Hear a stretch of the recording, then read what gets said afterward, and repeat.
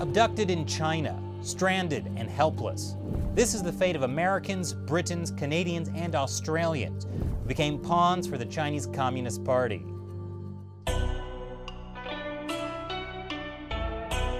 Welcome to China Uncensored, I'm Chris Chappell.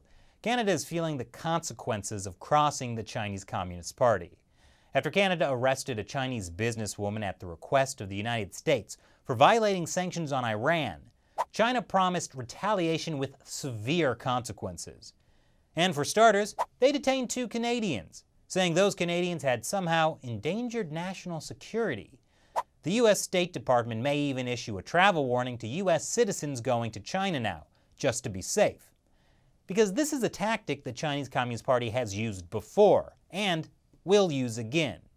Here are 5 other times Chinese authorities detained foreign citizens for no good reason.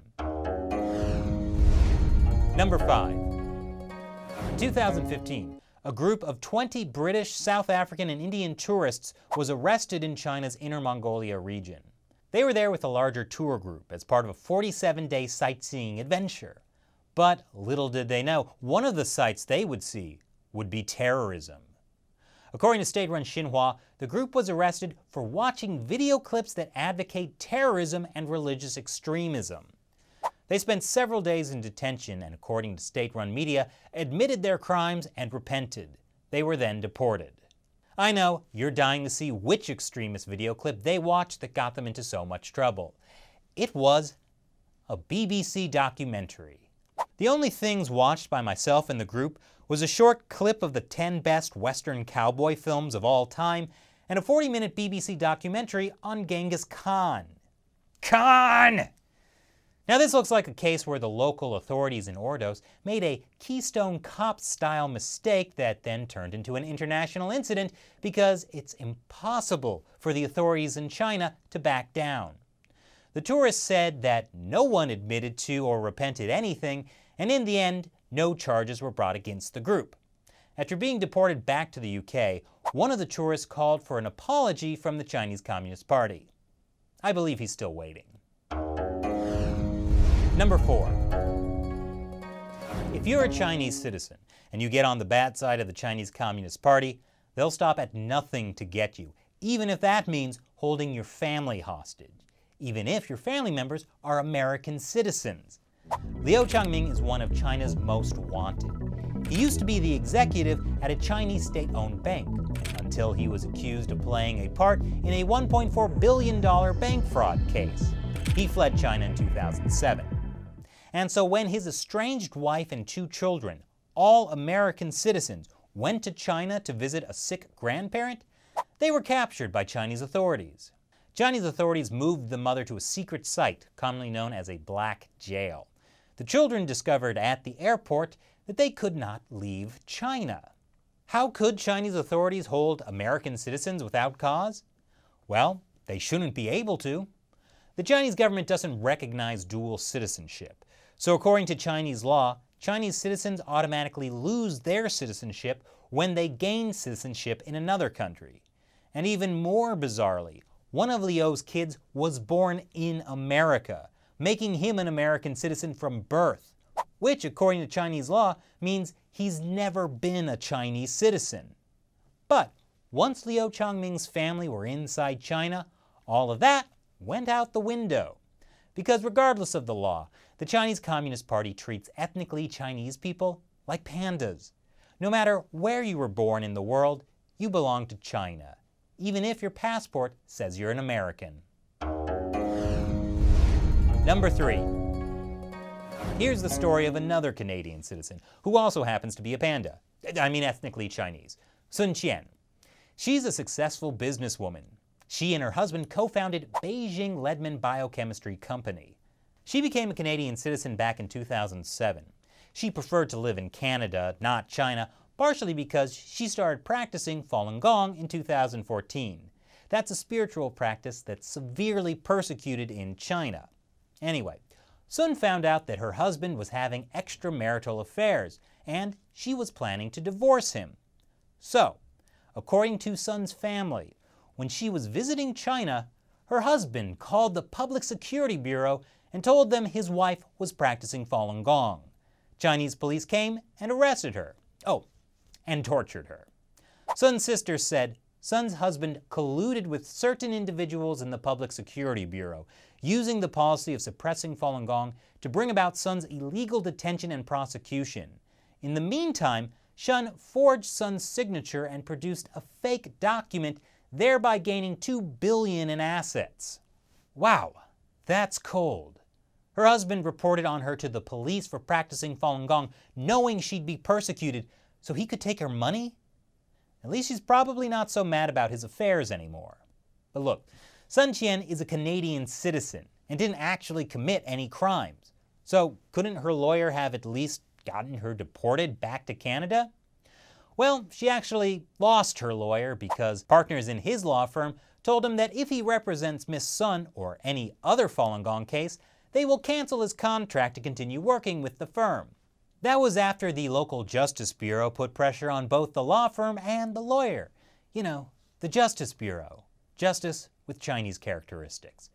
And then they did the same thing with the next 10 lawyers Sun's family tried to hire. The latest update on Sun's case came from the Globe and Mail. Sun has pled guilty, but most likely under torture.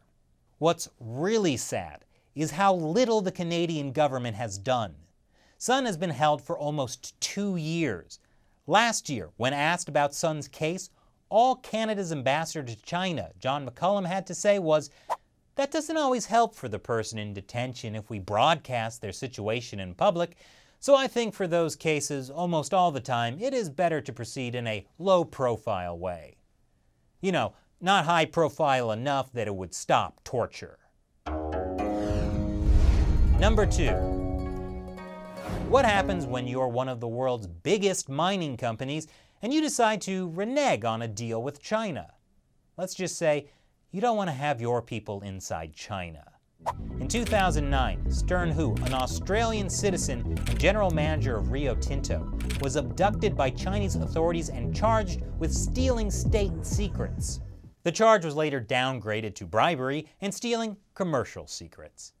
I'm sure it had nothing to do with Rio Tinto's decision the month before to scrap a planned $19.5 billion investment in the mining company by Chinalco, a state-owned Chinese company.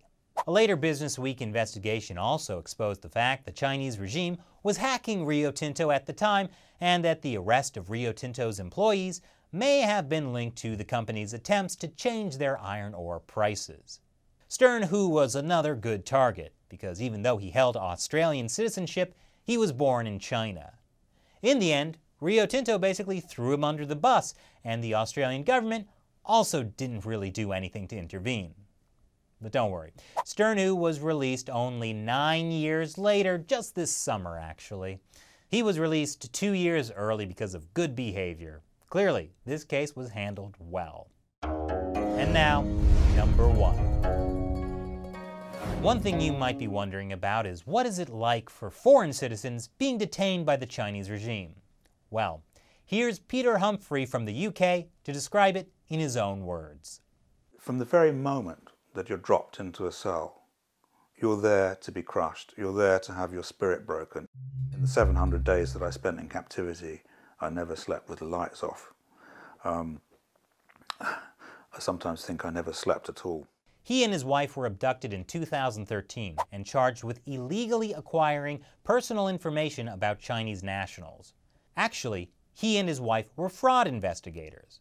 Humphrey, a former Reuters journalist, and his wife were hired by pharmaceutical giant GlaxoSmithKline to conduct the company's internal probe in January 2013. The Chinese authorities liked to play fun mind games with Humphrey and his wife while they were in detention. For instance, right before their trial, police told him his wife's brother had died. So, when Humphrey sees his wife for the first time in ages at the start of the trial, he offered his condolences. I expressed my condolences to her, believing that she knew. And she didn't. They had lied to me. And Ying broke down. Those police are sure tricksters. Humphrey was released in 2015, and now he's in a battle to get Chinese state-run CCTV's license revoked in the UK. That's because they had broadcast his forced televised confession in the UK. The one where he was forced to sit in a small metal cage and police read out his confession. The one police had written for him. Now, this was just a small selection among many, many cases of the Chinese regime abducting foreign citizens. In most cases, their home countries could do nothing. In other cases, their home countries chose to do nothing for political reasons. So, what do you think? Leave your comments below. And now, it's the time you've all been waiting for, when I answer questions from a member of my 50-cent army, fans who support China Uncensored on the crowdfunding website Patreon. Rodney Lee Hall asks, Chris, do you think we, USA, will go to war with China? If so, any thoughts on when or what the cause will be? Ah, the million-dollar question. In a way, China and the US are already at war. In 1999, 2 Chinese army colonels published a book called Unrestricted Warfare on how a country like China that couldn't challenge the US military could win an unconventional war with unconventional tactics. This 2014 report from the US Army Special Operations Command details just a few of those warfare tactics they're already using. But actual troop-on-troop action, right now, and for many years to come, would be an embarrassing loss for the Chinese military. Hopefully, by the time the Chinese military is on par with the US, the Chinese Communist Party will no longer rule China. But only time will tell. Thanks for your question. And if you'd like to have your question answered on the show, join the China Uncensored 50-cent army on Patreon. Most of our revenue comes from you guys. And as a way of saying thanks, I'll give you some cool perks as well as answering your questions on the show. Thanks for watching. Once again, I'm Chris Chappell. See you next time.